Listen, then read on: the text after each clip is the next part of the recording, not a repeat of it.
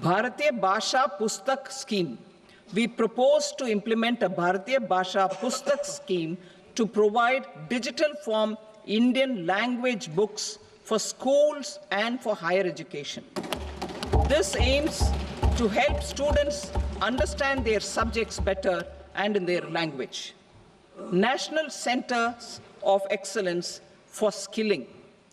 Building on the initiative announced in the July 24 budget, 5 national centers of excellence for skilling will be set up with global expertise and partnerships to equip our youth with the skills required for Make for India, Make for the World manufacturing. The partnership will cover curriculum design, training of trainers, and a skills certification framework and periodic reviews. Expansion of capacity in IITs. Total number of students in 23 IITs has increased 100% from 65,000 to 1.35 lakh in the past 10 years.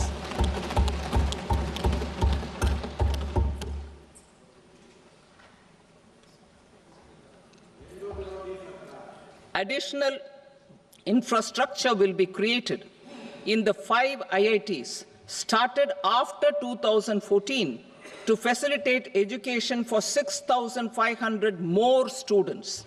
Hostel and other infrastructure capacity at IIT Patna will also be expanded.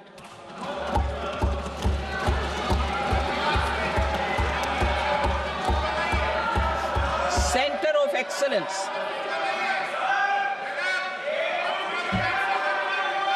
Center of Excellence in AI for Education. I had announced 3 centers of excellence in artificial intelligence for agriculture, health, and sustainable cities in 2023. Now a center of excellence in artificial intelligence for education will be set up with a total outlay of 500 crores. Expansion of medical education. Our government has added almost 1.1 lakh undergraduate and postgraduate medical education seats in 10 years, an increase of 130%. In the next year, 10,000 additional seats will be added in medical colleges and hospitals towards the goal of adding 75,000 seats in the next 5 years. Daycare cancer centers in all district hospitals. Our government will facilitate setting up of daycare cancer centers in all district hospitals in the next 3 years. 200 centers will be established in 25-26 itself. Strengthening urban livelihoods. Our government has been giving priority to assisting urban poor and vulnerable groups. A scheme for socio-economic upliftment of urban workers will be implemented to help them improve their incomes, have sustainable livelihoods, and a better quality of life. PM Swanidhi scheme has benefited more than 68 lakh street vendors, giving them respite from high-interest informal sector loans. Building on this success, the scheme will be revamped with enhanced loans from banks, UPI-linked credit cards with 30,000 rupees limit, and capacity building support. Social Security Scheme for welfare of online platform workers. Gig workers of online platforms provide great dynamism to the new age services economy. Recognizing their contribution, our government will arrange for their identity cards and registration on the e-Shram portal. They will be provided health care under PM Jan Arogya Yojana. This measure is likely to assist nearly 1 crore gig workers.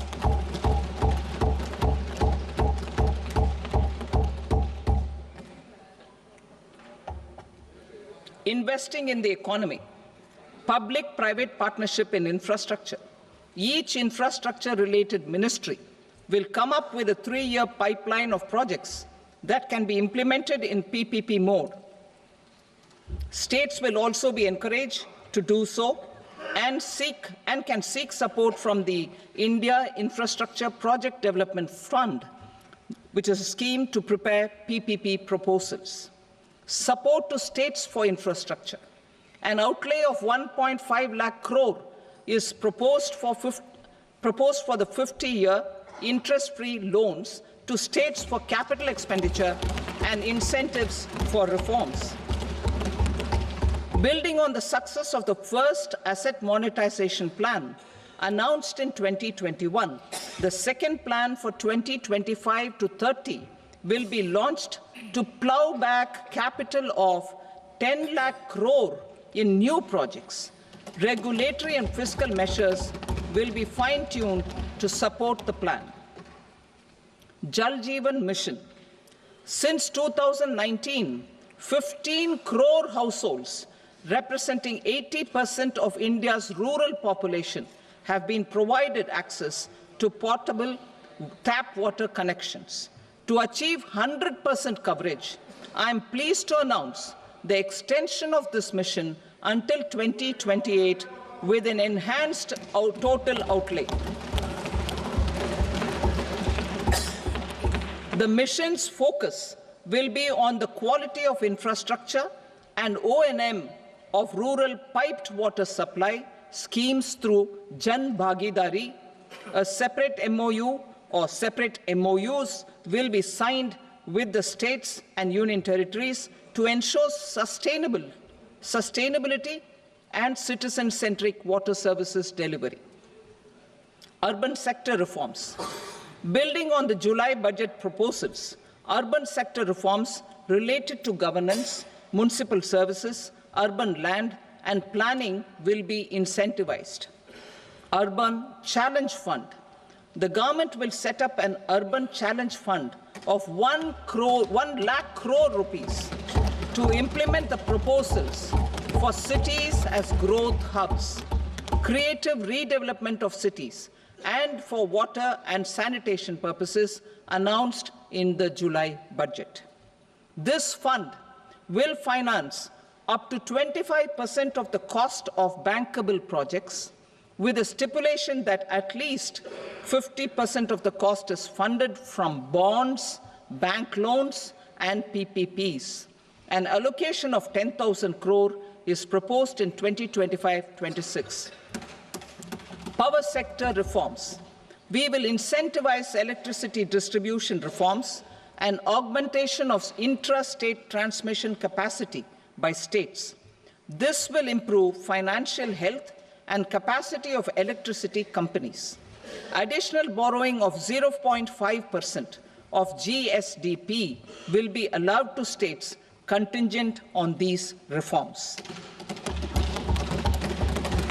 Nuclear energy mission for Vikasit Bharat.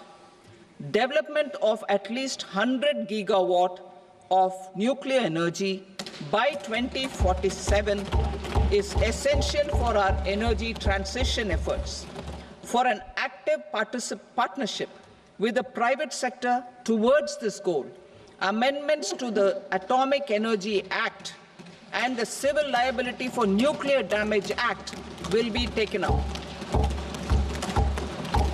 A nuclear energy mission for research and development of small modular reactors with an outlay of 20,000 crore will be set up. At least 5 indigenously developed small modular reactors will be operationalized by 2033. Shipbuilding. The shipbuilding financial assistance policy will be revamped to address cost disadvantages.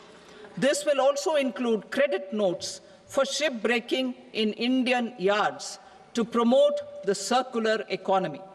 Large ships above a specified size will be included in the infrastructure harmonized master list. Shipbuilding clusters will be facilitated to increase the range, categories, and capacity of ships This will include additional infrastructure, facilities, skilling, and technology to develop the entire ecosystem. Maritime Development Fund. For long-term financing for the maritime industry, a Maritime Development Fund with a corpus of 25,000 crore rupees will be set up. This will be for distributed support and promoting competition. This will have up to 49% contribution by the government, and the balance will be mobilized from ports and from private sector. UDAN regional connectivity schemes. UDAN has enabled 1.5 crore middle-class people to meet their aspirations for speedier travel. The scheme has connected 88 airports, and operationalized 619 routes. Inspired by that success, a modified UDAN scheme will be launched to enhance regional connectivity to 120 new destinations and carry 4 crore passengers in the next 10 years. 4 crore additional passengers in the next 10 years. The scheme will also support helipads and smaller airports in hilly, aspirational, and northeast regional districts. Greenfield airports will be facilitated in Bihar to meet the future needs of the state. These will be